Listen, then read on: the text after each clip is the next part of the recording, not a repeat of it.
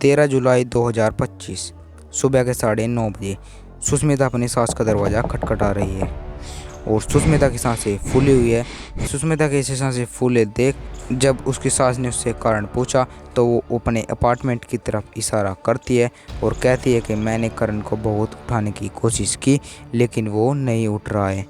सुष्मिता की सास और उसका देवर फटाफट से उसके अपार्टमेंट की तरफ दौड़ते हैं और वहाँ पर देखते हैं कि करण यानी कि उनका बड़ा बेटा बेड पर बेसुध हालत में पड़ा हुआ है। तभी वो उसके पांव मसलने लगता है और उसके मुंह पर छींटे मारने लगता है लेकिन कुछ भी नहीं होता है। कुणाल बिना किसी देरी के एम्बुलेंस को कॉल करता है और पास के हॉस्पिटल में उसको भर्ती करवा देता है। भर्ती करने के बाद डॉक्टर उसकी पल्स भी महसूस नहीं हो रही थी और उसको कुछ गड़बड़ लगती है डॉक्टर को, तो वो पुलिस को बुला लेता है और उनके बेटे को डेड डिक्लेयर कर देता है, जिसके कारण पूरे परिवार में मातम सा छा जाता है और उसकी माँ के रो रो कर आंसू भी सूख चुके थे और जब तक पुलिस आती है तो वो उसके शव को देने को भी मना कर देते हैं। और जब पुलिस आई तो उन्होंने पुलिस को डॉक्टर ने सारी बात बताई और पुलिस उनके घर को से कहती है कि हम इसका पोस्टमार्टम करेंगे क्योंकि हमको इसकी मौत में कुछ गड़बड़ी लगती है। वहीं पर घर के पोस्टमार्टम करने से बिल्कुल भी मना कर देते हैं। वे कहते हैं कि हमारा बेटा तो चला गया है, अब इसकी शव की दुर्गति ना की जाए।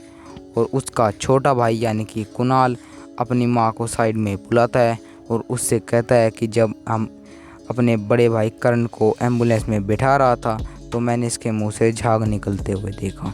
तो पोस्टमार्टम करने के लिए मान जाता है क्योंकि वो जानना चाहता था कि उसकी मौत का असली कारण क्या है। उसने बोला कि करंट लगने में झाग नहीं आता, इसका पोस्टमार्टम होगा। पोस्टमार्टम रिपोर्ट आने से पहले ही कुणाल को एक ऐसी चीज़ देखने को मिलती है जिसके बारे में शायद वो सोच भी नहीं सकता था।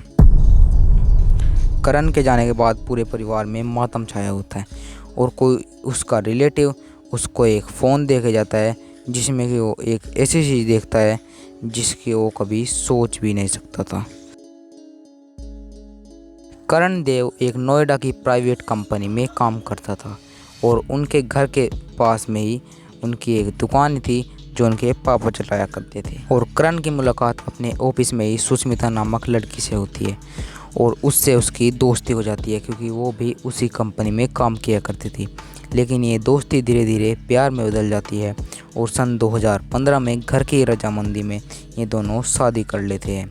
और उसके 4 साल बाद यानी कि सन 2019 में ये खुशियाँ और भी ज़्यादा बढ़ जाती है क्योंकि सुष्मिता ने एक लड़के को जन्म दिया था, जिसके कारण करण देव भी अपनी जिम्मेदारियों को समझते हुए बहुत ही मन लगाकर काम करता है और वो नाइट शिफ्ट भी लगाने लगता है। करण देव का ऐसे लेट नाइट काम करना सुष्मिता को अकेलापन महसूस कराता था, जिससे कि उसकी मुलाकात राहुल से होती है।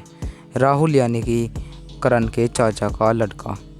और ये धीरे धीरे मुलाकात और भी ज़्यादा दूरियां कम करने लगता है और धीरे धीरे सुष्मिता और राहुल करीब आने लगते हैं। करण देव लेट नाइट घर आता था और राहुल का घर डेली आना जाना होने लगा था। वो रोज़ रात को सुष्मिता के पास आता, लेकिन कुछ दिनों बाद करण देव ने अपने लेट नाइट की शिफ्ट छोड़ दी और वो रात को घर पर ही रहने लगा था, जिससे कि राहुल और सुष्मिता मिल नहीं पा रहे थे और जिसके कारण वे मिल नहीं पा रहे थे और अब उनकी दूरियां बढ़ने लगी थी।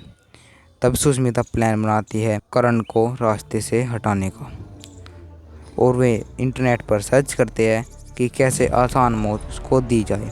तब उनको आइडिया आता है कि हम इसको ओवरडोज दे के मार सकते हैं। ओवरडोज यानी कि नींद की गोलियां के ओवरडोज में उनको देने वाले थे और फाइनली वो दिन आ जाता है, वो रात आ जाती है जब वो उनको मारने वाले थे। 12 जुलाई 2025। करण को दही बहुत पसंद थी और उसकी बहू उसकी वाइफ सुष्मिता को पता था कि यही दही उसकी कमजोरी है और वो नींद की गोलियां की ओवरडोज दही में मिला देती है। लेकिन उसकी किस्मत ने उस दिन साथ दिया और उसने दही खाने से मना कर दिया। लेकिन उसकी किस्मत का साथ बस वहीं तक था, क्योंकि फिर उसने बौखला गई और बौखलाहट में उसने सारी जितनी भी दवाई बची थी वो सारी की सारी उसके खाने में मिला दी। अब वो खाना तो छोड़ नहीं सकता था, तो उसने खाना खाया जिससे कि उसके ऊपर असर होने लगा था। अब सुष्मिता को पल पल चुभने लगा था और वो बार बार देख रही थी कि कब उसकी मौत हो जाए। वो थोड़ी थोड़ी देर बाद आके देखती कि करण की सांसें अभी भी चल रही है। वो थोड़ी देर बाद और आती और देखती करण की सांसें अभी भी चल रही है। रात के 3 बजे जब वो कमरे में आई तो करण की सांसें जब भी चल रही थी। उसने तुरंत ही राहुल को इंस्टाग्राम पर मैसेज किया और कहा कि इसकी तो मौत ही नहीं हो रही है। सुष्मिता राहुल से कहती है कि जाओ और इंटरनेट पर सर्च करो कि नींद की गोलियां की ओवरडोज से मौत कितनी देर में हो जाती है। लेकिन राहुल को वहाँ इंटरनेट पर कुछ भी सही देखने को नहीं मिलता है, तो वो उसको घर पर ही बुलाती है और उसको इलेक्ट्रिक शॉक देने का प्लान करती है। और करण जो बेसुध हालत में पड़ा हुआ था ओवरडोज के कारण, उसको बेचारे को पता भी नहीं लगा कि उसको इतना ज़्यादा खतरनाक करंट दिया जा रहा है, और इसको तब तक झटके दे गए जब तक उसकी मौत नहीं हो गई। मौत हो जाने के बाद राहुल तो वहाँ से फरार हो गया और सुष्मिता ने वो छोटी मौत का नाटक रचा। जब किसी रिलेटिव ने फ़ोन दिया करण के भाई कुणाल को, तो और किसी का नहीं बल्कि राहुल का ही था, और वो उनके फ़ोन से उसको कोई भी अंदाज़ा नहीं था कि क्या हुआ है।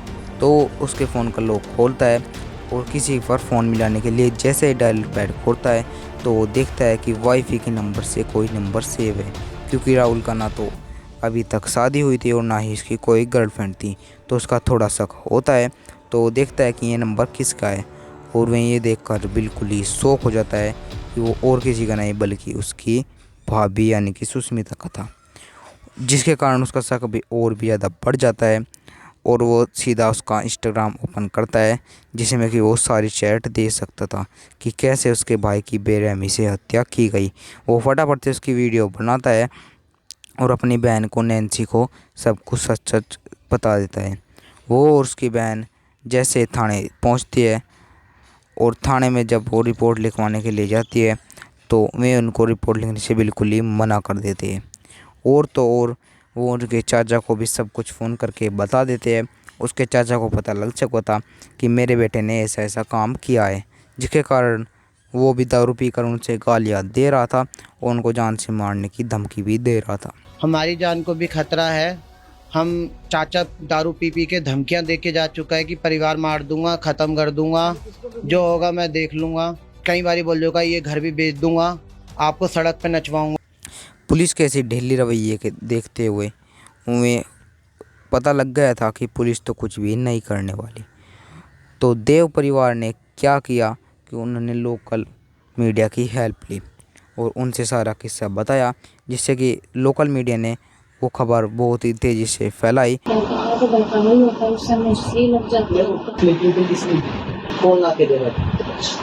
जिसके कारण पुलिस ने भी एक्शन लिया और उन दोनों को गिरफ्तार कर लिया। करता था, कोई लड़की रखी थी उसने, अय्याश था, वो दारू पीता था, स्मैक पीता, नशा करता था, एकदम सीधा आदमी था। क्यों करता था? तुम्हारे लिए सेव करता था वो, ठीक है। पैसा लेके अपने पास से भी पैसा लेके क्या ही करता था मेरे लिए, मेरे से ही लेके सेव करेगा, मेरे पे एक आसानी से ठीक है। कम टूट जाता था, वो भी कैसे हो गया, कैसे हो गया बोलते रहना, पूरा दिन बोलते रहना। ना जाने कितने सारे इतने सारे केस है जिसमें कि लड़की दूसरे के प्यार का चक्कर में अपने ही पति को मार डालती है, क्योंकि करण ना तो दारू पीता था, ना ही सिगरेट और कोई भी नशा नहीं किया था, और ना ही उसको दारू पी के परेशान किया करता था। फिर भी पता नहीं क्या कि उसने करण देव की हत्या कर दी।